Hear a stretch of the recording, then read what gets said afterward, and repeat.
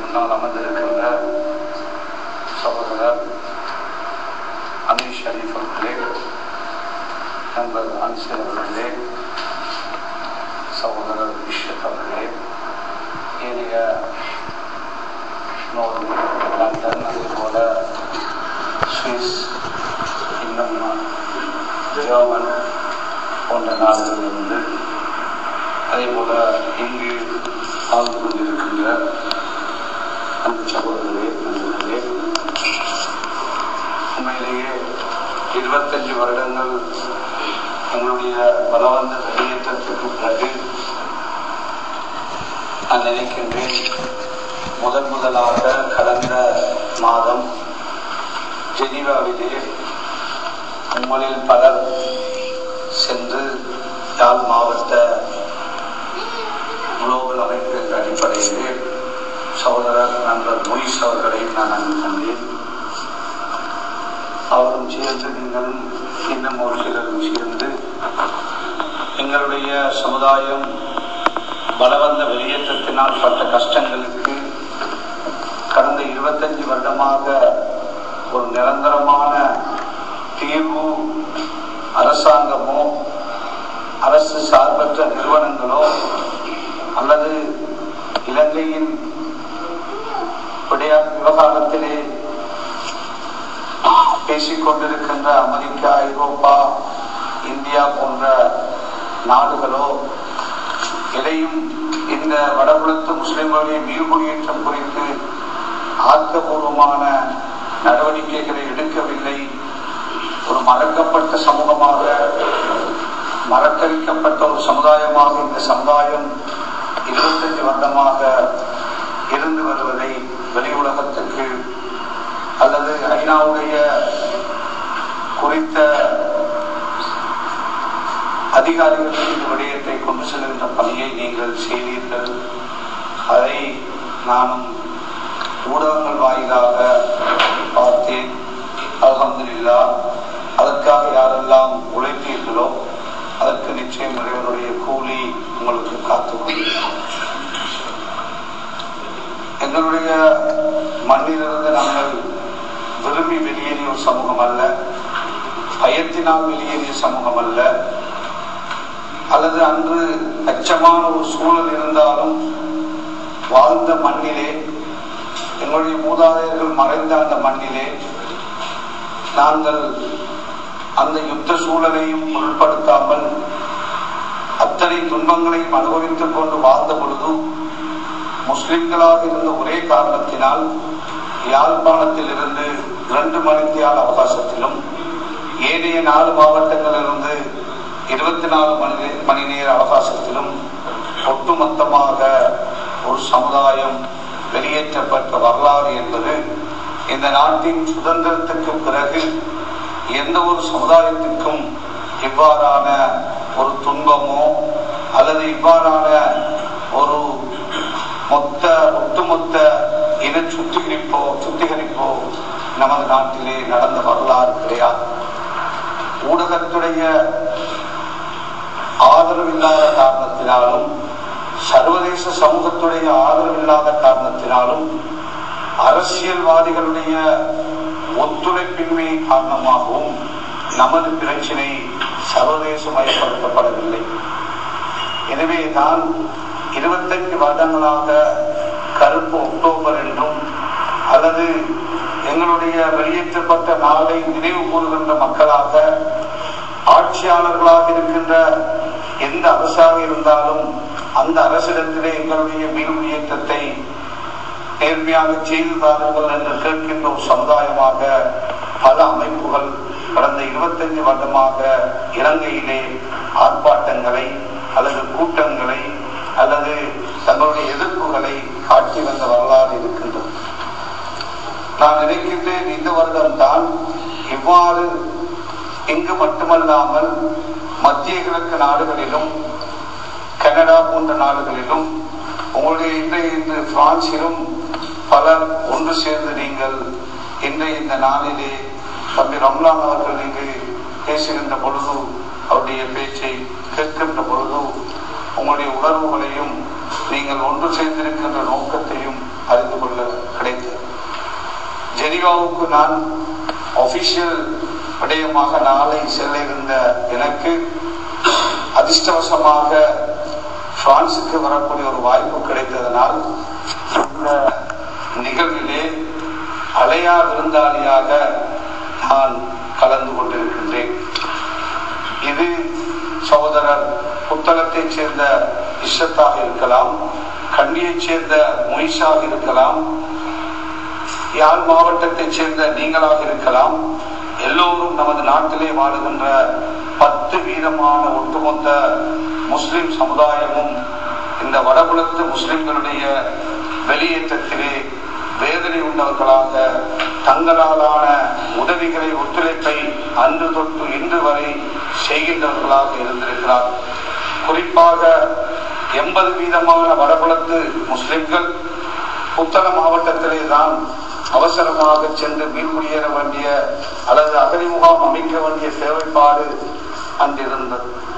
அந்த மக்கள் யாரையும் மனம் நோகாமல் எங்களை எல்லாம் சகோதரர்களாக வரவேற்று அவர்களுடைய பாடசாலையை, பள்ளிவாசல்களை, மதரசாக்களை, தோட்டங்களை, சொந்த வீடுகளை தந்து பல மாதங்கள், பல வருடங்கள், அதே போல 25 வருடங்கள் இதுவரை எங்களுடைய மனம் புண்படாமல் நமது சமுதாயம் வாழ்வதற்கு வழிவகுத்திருக்கின்ற புத்தளத்து மக்களுக்கு நாங்கள் என்றும் நன்றி கடன்பட்டிருக்கிறோம். அது மாத்திரமல்லாமல் அவர்களுக்காக துஆ செய்யவும் நாங்கள் கடமைப்பட்டிருக்கிறோம். இலங்கையில் இருக்கின்ற ஆட்சியாளர்கள் அவராண்டால் என்ன இவராண்டால் என்ன, நமது சமுதாயத்துடைய மடமைத்தனத்தினால் அரசியலை மதமாக அல்லது ஆட்சியாளர்களை நம்பி நாங்கள் எங்களுடைய சமுதாயம் கடந்த காலங்களிலே இந்த நாட்டின் சுதந்திரத்துக்கு பிறகு பல தவறுகளை நமது நாட்டிலே நாங்கள் விட்டிருக்கிறோம். சுதந்திரத்துக்கு பிறகு டிபி ஜாயா பெருந்தலைவராக அன்றிருந்தவர். அவர் ஒரு மலே சமுதாயத்தை சார்ந்தவர். எங்களுடைய நாட்டிலே மலே சமுதாயம் என்பது மிக குறைந்த தொகையினர் என்றாலும் அன்று முஸ்லிம் சமுதாயம் அவரை எங்களுடைய தலைவராக ஏற்றுக்கொண்டது. அவர் ஒரு நேர்மையான அல்லாஹ்வுக்கு பயந்த தலைவராக அன்று அவருடைய பணியை அவர் செய்தார். அதன் பிறகு வந்த ஒவ்வொரு தலைவர்களும் ஏதோ நமது சமுதாயத்திற்குரிய பங்குகளை செய்திருக்கிறார். எல்லோருக்கும் ஒரு மாற்றமாக, வித்தியாசமாக தனியான ஒரு கட்சி அமைத்து தனியான ஒரு அரசியலை செய்ய முடியும் நமது சமுதாயத்தினால் என்று தைரியமாக விடுதலை புலிகளுடைய அன்றைய அதே போல ஏனைய பயங்கரவாத குழுக்களுடைய ஆயுத கலாச்சாரம் நிறைந்த காலத்திலே தான் பெருந்தலைவராக நாங்கள் மதிக்கின்ற ஷஹீத் அஷ்ரப் அவர்கள், அல்லாஹ் அவருக்கு ஜன்னத்துல் ஃபிர்தௌஸை கொடுக்க வேண்டும், தனித்துவமான ஒரு கட்சியை அமைத்து இந்த சமுதாயத்திற்காக தைரியமாக பேசினார். தைரியமாக பேசியது மட்டுமல்லாமல் 10% வாழுகின்ற இந்த முஸ்லிம் சமுதாயத்தினால் இந்த நாட்டிலே, நமது நாட்டிலே ஒரு ஆட்சி அதிகாரத்தை கொண்டு வருவதற்கு எங்களுடைய பங்களிப்புடைய பெருமதியை இந்த ஆட்சியாளருக்கு காட்டினார். 2 முறை வாழுகின்ற பொழுது ஜனாதிபதியாக 2 ஜனாதிபதி வருவதற்கு எங்களுடைய சமுதாயத்துடைய வாக்கு வங்கியை காரணமாக அவர் காட்டி இந்த சமுதாயத்துடைய கௌரவத்தை ஆட்சியாளர் மத்தியிலே பெற்றுக்கொண்டார். அதன் பிறகு இன்று உங்களுக்கு தெரியும் பல முஸ்லிம் கட்சிகள் இருக்கிறது. இதை அரசியல் பேசுகின்ற மேடை அல்ல என்றாலும் எங்களுடைய சமுதாயத்திற்காக விட்டுக் கொடுப்புகளையும் அல்லது எங்களுடைய சில விடயங்களை விட்டுக் கொடுப்பதனால் தனிப்பட்ட நஷ்டங்கள் எங்களுக்கு வந்தாலும் அல்லது நாங்கள் சார்ந்திருக்கின்ற கட்சிக்கு நஷ்டம் வந்தாலும் சமுதாயம் நிம்மதியாக இருக்க வேண்டும், இந்த சமுதாயத்துடைய எதிர்காலம் சிறப்பாக அமைய வேண்டும் என்பதற்காக கடந்த 10 வருடமாக நான் சார்ந்திருக்கின்ற கட்சி பல விட்டுக் கொடுப்புகளையும் பல கஷ்டங்களையும் பல சவால்களையும் நாங்கள் தாங்கி நிற்கின்றோம். அன்பு சகோதரர்களே, நண்பர்களே, நபி ஸல்லல்லாஹு அலைஹி வஸல்லம் அவர்கள் சொல்லியிருக்கிறார்கள், சமுதாயத்தை பற்றி சிந்திப்பதை வலியுறுத்தி இருக்கிறார். எங்களுடைய சமுதாயத்தை பற்றி நாங்கள் எந்த அளவு சிந்திக்கின்றோம் என்று பார்க்கின்ற பொழுது நாங்கள் அந்த கேள்வியை எங்களுடைய மனச்சாட்சி நீதிமன்றத்திலே நாங்கள் கேட்டு பார்க்கலாம். எல்லோரும் கஷ்டப்பட்டவர்கள், எல்லோரும் அகதிகளாக்கப்பட்டவர்கள் அதிகமானவர்கள். எங்களுடைய குடும்பங்கள் எல்லாம் பல பிரிவுகளாக சிதறி இருந்ததை இழந்து தவிக்கின்ற குடும்பங்களை சார்ந்தவர்கள் நாங்கள் இருக்கிறோம். ஆனால் எங்களுக்கு நபி ஸல்லல்லாஹு அலைஹி வஸல்லம் அவர்கள் காட்டித் தந்த வழியிலே சமுதாயத்தை பற்றி கடந்த காலங்களிலே நாங்கள் சிந்தித்து எங்களுடைய கடமையை நாங்கள் ஒவ்வொருவரும் செய்திருக்கிறோமா என்று கேள்வி கேட்கின்ற பொழுது அதற்குரிய விடை நீங்களே தீர்மானித்துக் கொள்ளலாம். சகோதரர் தமிழ் சகோதரர்கள் அவர்கள் இந்த நாட்டிலே ஒரு பெரிய புரட்சி ஏற்படுத்தினார்கள்.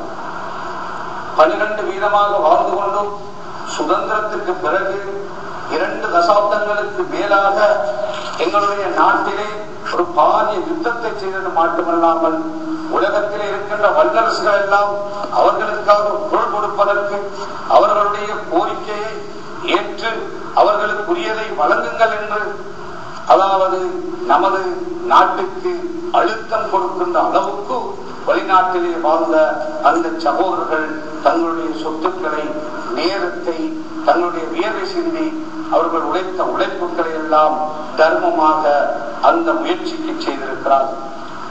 எங்களுடைய சமுதாயத்தை பொறுத்தவரையிலே ஒரு ஆயுத கலாச்சாரத்துக்கு உதவி செய்யுங்கள் என்று நான் சொல்ல வரவில்லை, அல்லது ஒரு இயக்கத்தை உருவாக்குங்கள் என்று நான் சொல்ல வரவில்லை. ஆனால் எங்களுடைய சமுதாயம் இலங்கையிலே கல்வி நிலைமை மிக மோசமான நிலையில் இருக்கிறார்கள். வடக்கு முஸ்லிம்கள், குறிப்பாக யாழ்ப்பாண முஸ்லிம்களை பொறுத்தவரையிலே நீர் குடியேற்றம் என்பது ஒரு காணல் நீராக இருந்து கொண்டிருக்கிறது. வறுமைப்பட்ட முஸ்லிம்கள் தான் யாழ்ப்பாணத்தில் அதிகமானவர்கள் நீர் குடியேற சென்றிருக்கிறார்கள். வசதி ஓரளவு உள்ளவர்கள் இன்னும் செல்லவில்லை. மிகவும் வறுமையோடும் கஷ்டத்தோடும் அங்கு போய் வாழ முடியாமல், இருக்க இடமில்லாமல், காணி இல்லாத அல்லது பொது கட்டிடங்கள் இருக்கின்ற அல்லது இருந்த வீடுகள் உடைந்து மீள கட்ட முடியாமல் இருக்கின்ற யாழ்ப்பாணத்து முஸ்லிம்கள் தான் அங்கு போய் குடியேறி கஷ்டப்படுகிறார்கள். அவர்களுடைய விடயத்திலே நமது பங்களிப்பு எவ்வாறு அமைந்திருக்கின்றது என்று நாங்கள் பார்க்கலாம். ஓரளவு நீங்கள் உங்களுடைய பங்களிப்பை செய்திருக்கிறீர்கள். அதனுடைய ஒரு படியாகத்தான் இவ்வாறான இந்த எழுச்சி கூட்டத்தை இன்று கூட்டியிருக்கிறீர்கள்.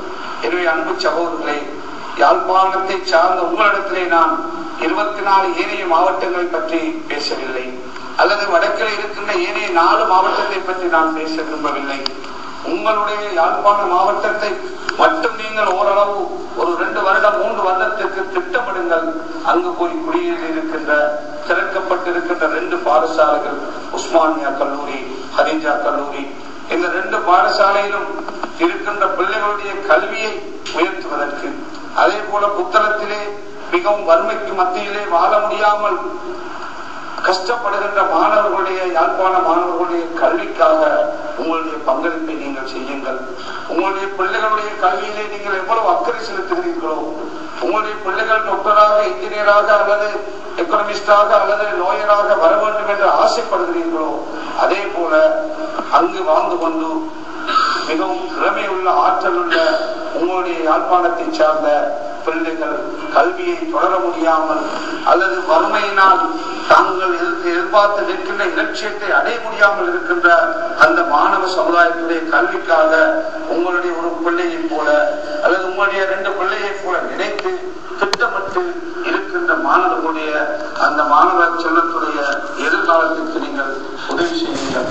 அது மாத்திரமல்லாமல் எங்களுடைய சமுதாயம் என்று நான் ஏற்கனவே சொன்னதை போல ஊடகத்துடைய கட்டுப்பாட்டினால் அல்லது ஊடகம் என்பது ஒரு சமுதாயத்துக்கு முக்கியத்துவம் வாய்ந்ததாக அமைந்திருக்கிறது. இஸ்ரேல் நாட்டை என்னை விட நீங்கள் அதிகமாக உலகத்தோடு தொடர்புள்ளவர்கள். இஸ்ரேல் நாடு என்பது மிகச்சிறிய நாடில்லாத ஒரு கூட்டம்.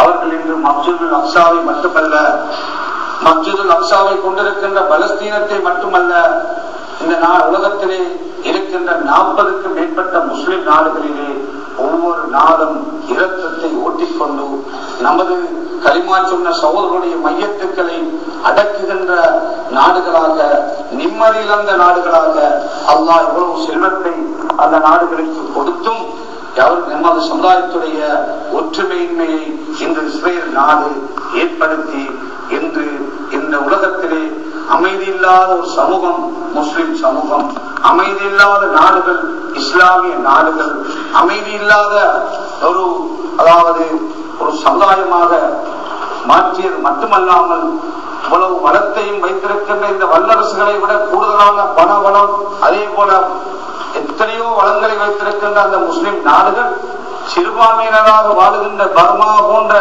முஸ்லிம்கள் சிறுபான்மையாக வாழுகின்ற நாடுகளிலே நடக்கின்ற அக்கிரமத்தை கொடுமையை தட்டி கேட்க வக்கில்லாத முஸ்லிம் நாடுகளாக முஸ்லிம் வல்லரசுகளாக அல்லது செல்வந்த நாடுகளில் இருப்பது வேதனை தரக்கூடிய விடயம்.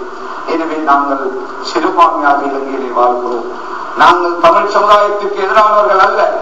இவ்வாறான அதாவது ஏற்பாடுகளை ஆர்ப்பாட்டங்களை செய்வதனால் இலங்கையிலே இருக்கின்ற தமிழ் சமூகம் அல்லது வெளிநாடுகளிலே இருக்கின்ற தமிழ் சமூகம் எங்களை பார்த்து ஆத்திரப்படக்கூடாது.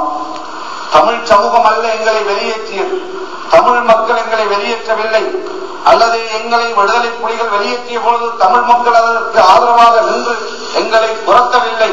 எங்களுடைய வெளியேற்றத்துக்கு எதிராக பேசுவதற்கு சக்தி இல்லாதவர்களாக தமிழ் மக்கள் அங்கு இருந்தார்கள்.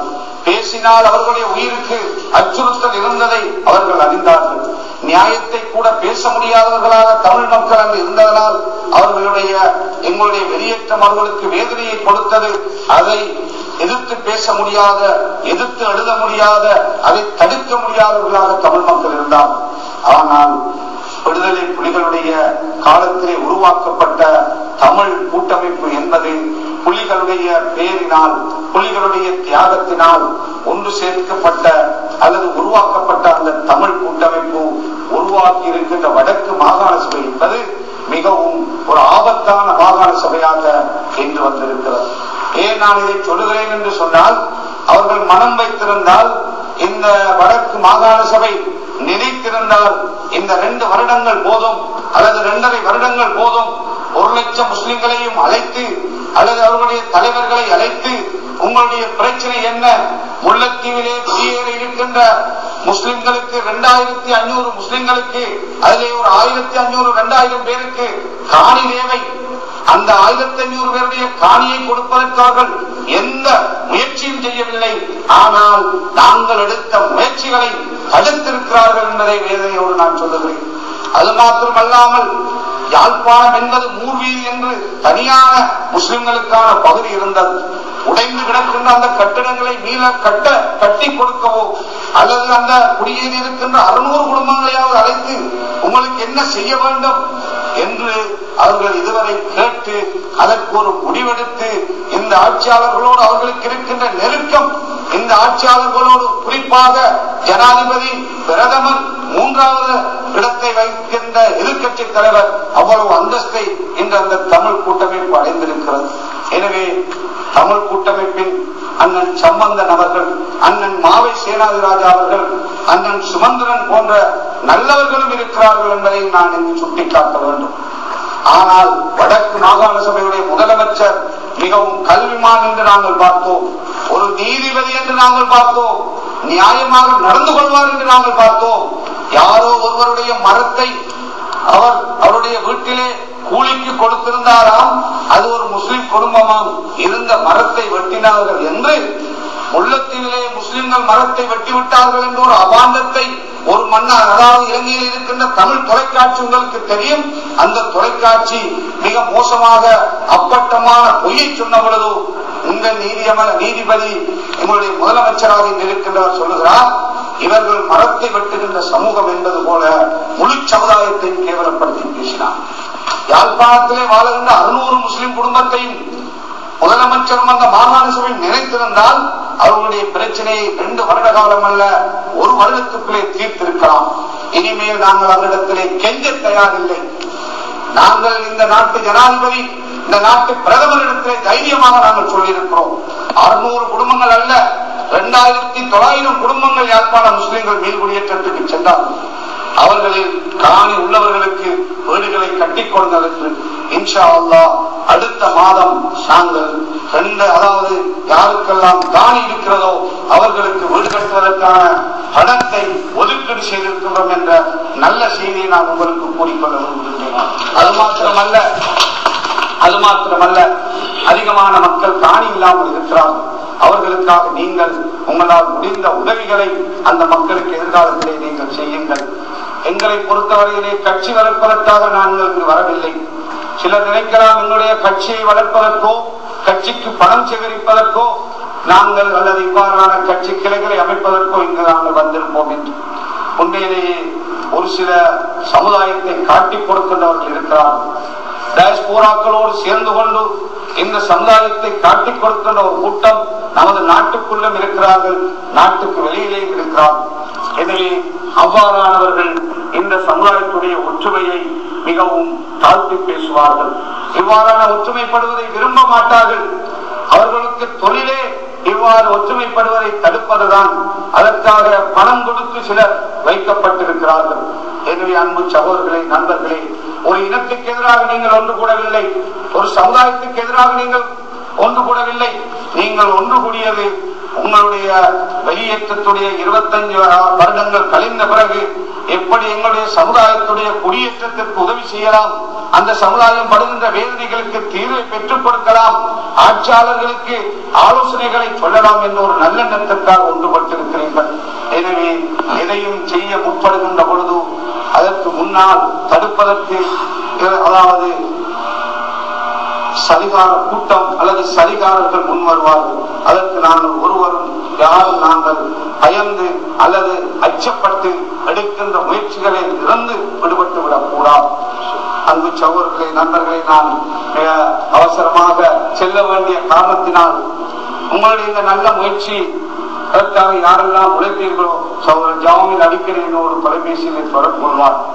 எனவே அந்த முயற்சிகளுக்கு யாரெல்லாம் உதவி செய்தீர்களோ, நீங்கள் அல்லாஹ் அல்-குர்ஆனிலே சொல்லுகிறான், அடிக்கடி பல இடங்களிலே சொல்லப்பட்டிருப்பது தான தர்மத்தை பற்றி, கொடுப்பதை பற்றி சொல்லுகிறான். நாங்கள் உழைக்க கடமைப்பட்டிருக்கிறோம்.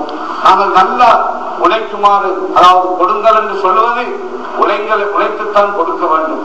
எனவே உங்களுடைய குடும்பத்தினர், உங்களுடைய உறவினர்கள், உங்களுடைய ஊரவர்கள் வறுமையிலே இருக்கின்றவர்கள் இருந்தால் அவர்களையும் நீங்கள் உதவி செய்கின்றவர்களாக இருப்பீர்கள். அவர்களை பற்றியும் நீங்கள் சிந்தியுங்கள். நாங்கள் எல்லோரும் கொஞ்ச காலம் வாழ வந்தவர்கள். வாழுகின்ற காலம் மிக குறைவானது. எனவே அந்த காலத்திலே ஒவ்வொருவருக்கு அல்லாஹ் ஒவ்வொரு அந்தஸ்தை கொடுக்கிறான், ஒரு சந்தர்ப்பத்தை கொடுக்கிறான். சிலரை வியாபாரியாக, சிலரை அரசியல்வாதியாக, சிலரை அரச உத்தியோகத்தர்களாக, சிலரை சாதாரண தரப்பினராக நாங்கள் இருக்கலாம். ஆனால் எங்களிடம் என்ன இருக்கின்றதோ இருப்பதிலே நாங்கள் ஒரு பங்கை சமுதாயத்திற்காக, குடும்பங்களுக்காக எல்லாம் விரும்புகின்றான். குடும்பங்களுக்கு உதவி செய்வதை. எனவே நாங்கள் அவ்வாறான உலகங்களை மாற்றிக்கொண்டும் உங்களுக்காக அல்ல, உலகத்தில் இருக்கின்ற நமது நாட்டை சார்ந்த நமது சமுதாயம் இதை உணர வேண்டும். ஊரிலே எத்தனையோ பிரச்சனை உள்ள ஒவ்வொரு கிராமங்கள் இருக்கிறது. 900 பாடசாலைகள் நமது பாடசாலைகள் இருக்கிறது. சில பாடசாலைகளிலே எத்தனையோ தேவைகள் இருக்கிறது, அரசாங்கத்தினால் வழங்க முடியாத தேவைகள். பல பள்ளிவாசல்களிலே பிரச்சனை இருக்கிறது, பல கிராமங்களிலே பிரச்சனை இருக்கின்றது. எனவே அவற்றையெல்லாம் தலைந்து எடுத்து நாங்கள் நமது குடும்பம், சிலர் வெளிநாடுகளில் இருக்கின்றவர்கள் எல்லாவற்றையும் மறந்து விடுவார்கள். தன்னுடைய பிள்ளைகளையும் குடும்பத்தை மட்டும் சிந்தித்து வாழ்கின்ற பலரை நாங்கள் பார்க்கிறோம். நாங்கள் அதற்கு மாறாக நாங்கள் எங்களுடைய ஊரை, குடும்பத்தை, படித்த பாடசாலையை, தொழுத பள்ளிவாசல்களை, இருந்த கிராமத்தை, இருந்த நண்பர்களை, உறவினர்களை, எங்களை வளர்த்தவர்களை நாங்கள் வாழ்நாளிலே மறக்காத மக்களாக நாங்கள் எங்களை மாற்றிக்கொண்டு முன்னேறி பயணிக்க வேண்டும் என்று அன்பாக வேண்டிக் கொண்டு, அல்லாஹ் எங்களுடைய மக்களை சொந்த மண்ணிலே குடியேற்ற அல்லாஹ் எங்களுக்கு இருக்கின்ற தடைகளை எல்லாம் தாண்டி, மாகாண சபை என்பது இன்று ஒரு தடை பொருளாக மாறி இருக்கிறது. வடக்கு மாகாண சபை என்பது இன்று வடகுலத்து முஸ்லிம்களுடைய மீன் குடியேற்றத்திற்கு தடையாக இருக்கிறது. மாகாண சபையில் உள்ள எல்லா அமைச்சர்களையும் நான் சொல்லவில்லை. அமைச்சர் சத்தியலிங்கம் ஒரு நல்ல சிறந்த வவுனியா மாவட்டத்திலே பிறந்து வளர்ந்தவர், அவர் தடையானவர் அல்ல. மன்னாரிலே பிறந்து வளர்ந்த அமைச்சர் டெனீஸ்வரன் இருக்கிறார், அவர் வடகுலத்து முஸ்லிம்களுடைய மீன் குடியேற்றத்துக்கு தடையானவர் அல்ல. ஆனால் முதலமைச்சர் அவர்களை யாரோ ஒரு சக்தி இருந்து வழிகெடுத்துக் கொண்டிருக்கிறார். முதலமைச்சருடைய பேச்சும் செயல்பாடும் சிந்தனையும் எங்களுடைய வடபுலத்து முஸ்லிம்கள் வடபுலத்திலே வாழக்கூடாது என்பதை போலதான் இருக்கின்றது. 25 வருஷத்துக்கு பிறகு இந்த நாட்டின் ஜனாதிபதியும் பிரதமரும் அமைச்சரவையும் சேர்ந்து ஒரு உபகுழுவை அமைத்து அதில் என்னையும் ஒரு தலைவராக போட்டு தமிழ் சகோதரான அமைச்சர் சுவாமிநாதனுடைய தலைமையிலே 4 தலைவர்களை ஒரு சிங்கள சகோதரையும் மாகாணத்துக்கெல்லாம் பொறுப்பான அமைச்சர் பைசல் முஸ்தபாவையும் வைத்து இந்த மக்களுடைய தேவைகளை அறிந்து குடியேற முடியாமல் இருக்கின்றவர்களுடைய பிரச்சனைகளை தேடி குடியேற்றுவதற்கு உதவி செய்வதற்கு அமைத்த பொழுது அடுத்த வாரமே முதலமைச்சர் அறிக்கை விடுகிறார். இவ்வாறான செயலணியை நாங்கள் எதிர்க்கிறோம், இந்த செயலணியுடைய செயல்பாட்டை செயல்பட விடமாட்டோம் என்று வெட்கமில்லாமல் அல்லது அதாவது இந்த மக்களுடைய வேதனையை அறியாமல் இவ்வாறான ஒரு அறிக்கை விட்டிருந்தார். அது மாத்திரமல்லாமல் தமிழ் எழுச்சி என்ற அன்னையிலே தமிழ் எழுகை என்று இளைஞர்கள் எல்லாம் ஒன்றுபட்ட பொழுது பெரும் லட்சக்கணக்கான அல்லது பல்லாயிரக்கணக்கான தமிழ் மக்கள் ஒன்று சேர்ந்த கூட்டத்திலே பல கோரிக்கைகளை வைக்கிறார். அதிலே ஒன்றாக இந்த வடபுலத்து முஸ்லிம் சிங்கள மக்களை குடியேற்றுவதற்காக அமைக்கப்பட்ட செயலணியை செயல்படவிடக் கூடாது என்று ஒரு பிரேரணையாக வைக்கிறார். அன்பு சகோதரர்களே, தமிழ் சமுதாயத்துக்கு எதிரானவர்கள் அல்ல, ஆனால் வடபுலத்து முஸ்லிம்களுடைய மீள்குடியேற்றத்திற்கு யார் எதிர்க்கிறார்களோ அதற்கு எதிராக பாராளுமன்றத்துக்குள்ளும் நாங்கள் பேசுகிறோம், அமைச்சரவையிலும் பேசுகிறோம், இன்று இங்கு வந்து பேசுகின்றோம். தேவை என்றால் ஜெனீவாவிலும் இன்ஷா அல்லாஹ் போய் பேசுவோம், தேவை என்றால் அமெரிக்காவுக்கு சென்று ஐநாவிலும் இன்ஷா அல்லாஹ் நாங்கள் பேச தயாராக இருக்கிறோம் என்ற செய்தியை அவருக்கு சொல்லிவிட்டு இந்த ஏற்பாட்டை செய்து உங்களுக்கு நன்றி கூறி விடைபெறுகிறேன். நன்றி. இஸ்லாம்.